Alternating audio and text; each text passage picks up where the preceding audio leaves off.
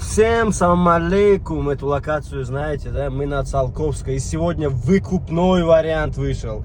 По 50 тысяч. Чё, ko'ramizmi? 9 metrli fasad. Mana bu ko'chada joylashgan. Ichkari 30.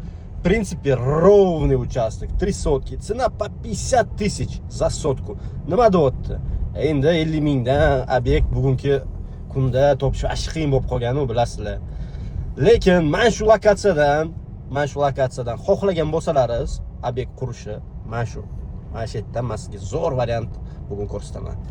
Imенно mana shu ko'chada, qaysiligini aytmayman, mana shu ko'chada 9 metrli, uzunasiga 30, narxi 50 mingdan.